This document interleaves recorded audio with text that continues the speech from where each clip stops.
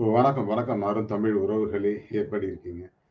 வட இந்தியாவில் உடைந்து சுக்கு நூறாகும் மோடியின் பிம்பம்.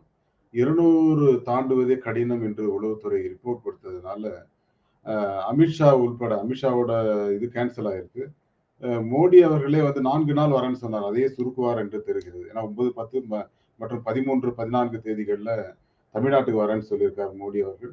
பட் அதுவுமே தள்ளி போகுமா? அப்படிங்கிற சந்தேகம் கூட எழுந்திருக்கிறது. காரணம், வட இந்தியாவில் மிகப்பெரிய ஒரு எதிர்ப்பலை வீசுகிறதோங்கிற ஒரு சந்தேகத்தை அவர்களுக்கு ஏற்படுத்தி இருக்கிறது. உளவுத்துறையும் அப்படித்தான் செய்தி குடுத்திருக்காங்கங்கிறதெல்லாம் வந்திருக்கு. இத பற்றி விரிவாக பார்க்கலாம். அதற்கு முன்னாடி உங்களுடைய கருத்துக்கள் வரவேற்கப்படுகின்றன. அதேபோல் நம்ம சேனல லைக் பண்ணுங்க, சப்போர்ட் பண்ணுங்க, சப்ஸ்கிரைப் பண்ணுங்க. உங்கள் நண்பர்களுக்கும் ஷேர் பண்ணுங்க. அதாவது பிஜேபியை சார்ந்த 86 வயதான சுப்பிரமணிய சுவாமி அவர்கள் ஒரு ஸ்டேட்மெண்ட் குடுத்திருக்காரு. அதாவது 2014ல் இருந்த பாஜகவுடைய அந்த வேகம் 2019ல் இருந்த வேகம் மாரி பல மடங்கு அதிகரித்தது 2019ல. ஆனால் 2024 வந்து கிட்டத்தட்ட வந்து ஒரு பெரிய சிக்கலுக்கு உள்ளாக்கி இருக்கிறதோ பாஜக அப்படின்னு சொல்லி. ஏன்னா இருக்கிற எதிர்க்கட்சிகளை எல்லாம் துவம்சம் பண்ணி, ஒரு வழி பண்ணி, கெஜ்ரிவால் போன்றவர்கள்லாம் கைது பண்ணி, நீங்க என்ன சாதிக்க போகிறீர்கள்? அப்படிங்கிற ஒரு விஷயத்தை மக்கள் பேச ஆரம்பித்திருக்கிறார்கள் அப்படிங்கிறது நல்லாவே தெரியுது. அதுல குறிப்பா கெஜ்ரிவால கைது பண்ணதுல இப்ப சஞ்சய் சிங் வந்து நேத்து விடுதலை செய்யப்பட்டார். எல்லாருக்குமே தெரியும். ஏன்னா எந்த ஒரு பணமுமே அவர்ட்ட இருந்து பிடிபடலையே. நீங்க எப்படி அவர் வந்து பிடிச்சீங்க அப்படின்னு சொல்லி கேட்டாங்க. அதே நிலைதான் கெஜ்ரிவாலுக்கும் ஏற்படும். கெஜ்ரிவாலும் விரைவில் வந்து விடுதலை ஆவார் அப்படிங்கிற செய்தியெல்லாம் கூட வந்துட்டு இருக்கு. காரணம் என்ன அப்படின்னா, அதாவது தேர்தல் நேரத்துல இந்த மாதிரியான நடவடிக்கைகளை எடுக்கக்கூடாது அப்படிங்கிறதும் ஒரு காரணமாக இருக்கிறதுங்க. சுப்பிரமணிய சாமி என்ன சொல்றாரு அப்படின்னா, நீங்கள் செய்கிற ஒவ்வொரு காரியமும் உங்களை தோல்வியை நோக்கி நகர்த்திக் கொண்டிருக்கிறதுன்னு தெரியாமலே இருக்கீங்களே. உங்களுடைய உளவுத்துறை சொன்னது உங்களுக்கு மறந்து போச்சா? 180லிருந்து 220 தொகுதிகளுக்கு மேல நீங்க ஜெயிக்க முடியாது அப்படின்னு பிஜேபியை பார்த்து சொல்லும்போது, பிஜேபி வந்து என்ன சொல்றது? ராகுல் காந்தி கூட சொன்னாரு. மேட்ச் பிக்ஸிங் பண்றீங்களா? அப்படின்னு சொல்லிட்டு. என்னன்னா, நாங்க 370 ஜெயிப்போம், 400 ஜெயிப்போம்ன்னு சொல்லி ஒரு பிக்ஸிங் பண்ணி, அதுக்கு ஏத்த மாரி இவிஎம் ரெடி பண்ண போறீங்களா? அப்படிங்கிற கேள்வி தான் எழுகிறது. உண்மையான தேர்தல் நடக்கும் பட்சத்துல 180லிருந்து 220 தொகுதியை பாஜக தாண்டாது அப்படிங்கிறது தான் உளவுத்துறையோட ரிப்போர்ட். அதுதான் இவரு சுப்பிரமணிய சாமி சொல்றாரு. அதாவது நீங்க உண்மை நிலவரம் தெரியாமல் வந்து ஆடிக்கிட்டு இருக்கீங்க அப்படின்னு. அதாவது ஒரு கட்சியில இருந்துட்டு அவரே வந்து அந்த கட்சிக்கு எதிரா பேசுறாரு.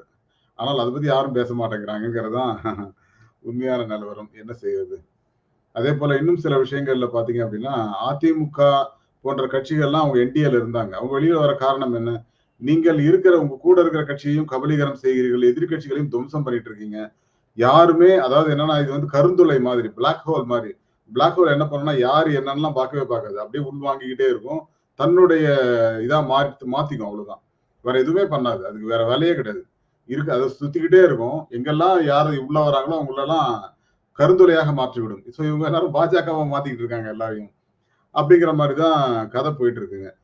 இது வந்து ஒரு நேரத்துல ஒரு மிகப்பெரிய ஒரு பின்விளைவை ஏற்படுத்தும் அப்படிங்கிறது தான். அந்த பின்விளைவு தான் இன்றைக்கு வட இந்தியாவிலும் கிட்டத்தட்ட சுக்கு நூறாகி கொண்டிருக்கிறது மோடி அவர்களோட பிம்பம். நீங்க கெஜ்ரிவாலை கைது செய்ததன் மூலமாக குஜராத், ராஜஸ்தான், மத்திய பிரதேஷ், இமாச்சல் பிரதேஷ், உத்தரப்பிரதேஷ், ஹரியானா, பஞ்சாப் போன்ற மாநிலங்கள்ல உங்களுக்கு எதிர்ப்பை அதிகரித்துக் கொண்டிருக்கிறீர்கள் அப்படிங்கிற ஒரு விஷயமே தெரியாம அரசியல் செய்து கொண்டிருக்கிறது பாஜக. இப்ப நீங்க உத்தரப்பிரதேசத்திலே கிட்டத்தட்ட 20 30% இடங்களை இழக்கிற ஒரு சூழல் ஏற்பட்டிருக்கிறது. பீகார்ல அதை விட மோசமா இருக்கு. ராஜஸ்தான், மத்திய பிரதேஷ் போன்ற மாநிலங்கள்ல இவங்க ஆட்சி அமைச்சாங்க இப்பதான். ஆனால் எம்பி எலெக்ஷன்ல வேறு மாதிரியாக வாக்குகள் விழுங்கிறாங்க. ஏன்னா அப்ப பாதிக்கு பாதி கிட்டத்தட்ட ஜெயிச்சிருக்காங்க காங்கிரஸும். அந்த பாதிக்கு பாதி அப்படின்னாலே காங்கிரஸுக்கு 370ல 300 கிடைக்காதுங்க. எப்படிங்க 370 கிடைக்கும்?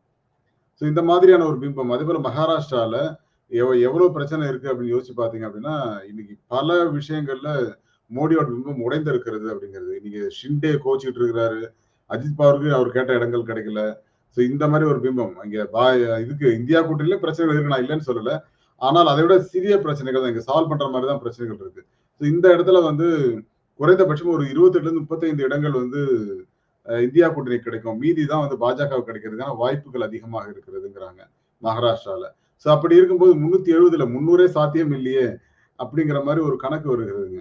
நீங்க கூட்டி கழிச்சு பார்த்தீங்க அப்படின்னா, இப்ப இமாச்சல் பிரதேஷ்ல மக்கள் கோவமா இருக்காங்க. பீகார்ல மக்கள் கோவமா இருக்காங்க. மத்திய பிரதேஷ்ல அப்படிதான் இருக்கு. ராஜஸ்தான்லயும் அப்படிதான் இருக்கு. குஜராத்லயே உங்களுக்கு 20-30% இடங்கள் வந்து இந்தியா கூட்டணி கிடைக்கிற வாய்ப்பு இருக்குங்கிறாங்க. ஸோ அதுக்காக தான் ஏதோ அந்த சபர்மதி அஹ், அந்த எக்ஸ்பிரஸ்னு ஒரு இது இருக்கு இல்லையா, அது படம் ஒன்று ரிலீஸ் பண்ண போறாங்க. அந்த கோத்ரா சம்பவம் இருக்கு இல்லையா, அதுக்கு மே 5ஆம் தேதி ரிலீஸ் பண்றாங்க. மே 7ஆம் தேதி தேர்தல். இது எப்படி தேர்தல் ஆணையம் அனுமதிக்குதுன்னே தெரியல. இது யாராவது ஒரு பொதுநல வழக்கு போடணுங்க. இந்த மாதிரி படத்தை வந்து இப்ப ரிலீஸ் பண்ணக்கூடாது அப்படின்னு. சோ குஜராத்தையும் சரி வட இந்தியாவையும் குழப்பிக் கொண்டே இருக்கிறது பாஜக அப்படிங்கிறது நல்லாவே தெரியுது. தாங்கள் எப்படியாவது மெஜாரிட்டியில ஆட்சிக்கு வந்துடணும் அப்படிங்கிறது தான் அவங்களுடைய மிகப்பெரிய ஒரு போராட்டமாக இருக்கு. தமிழ்நாட்டுக்கு அதுக்கு அடிக்கடி வர்றது கூட ஒரு 4 இடங்களா ஜெயிச்சிடலாமா அப்படின்னு போராடுறாங்க. மிகப்பெரிய ஒரு போராட்டம் தான், நான் இல்லைன்னு சொல்லவே இல்லை. அண்ணாமலை உள்பட அண்ணாமலை, பொன் ராதாகிருஷ்ணன், இவங்கெல்லாம் நயினார் நாகேந்திரன், இவங்கெல்லாம் ஜெயிக்கணும். எல்முருகன்லாம் மத்திய பிரதேச எம்பி ஆக்கிட்டீங்க, அப்புறம் என்னதுக்கு இங்க எலெக்ஷன் நிக்கிறாரு, தோத்துரும் நினைச்சு நிக்கிறாரா அப்படிங்கிற மாதிரிதான் இது ஒரு கணக்கு இருக்கு இல்லையா. என்னெல்லாம் பண்றாங்க பாருங்க. அதே போல என்னவோ ஒரு கணக்குல இவங்க நிக்கிறாங்க. பட் நிற்கிற கணக்கு வந்து இன்னும் புரியவில்லை அப்படிங்கிற மாதிரி தான் இருக்கு. ஸோ தேர்தல் தோல்வியை எதிர்பார்த்து கொண்டே நிற்கிற ஒரு கட்சி பிஜேபி. ஆனால் இருக்கிற எதிர்கட்சிகள்லாம் துவம்சம் பண்றீங்க. நீங்க இந்த ஜூனுக்கு பிறகு இந்த ஆக்ஷன்லாம் எடுத்தா என்னன்னு உச்சநீதிமன்றம் கேட்கும்போது பதில் சொல்ல முடியல. ஆட்சியில இருந்தா தானே எடுக்க முடியும் அப்படிங்கிற மாதிரி இருந்தது அது இல்லையா.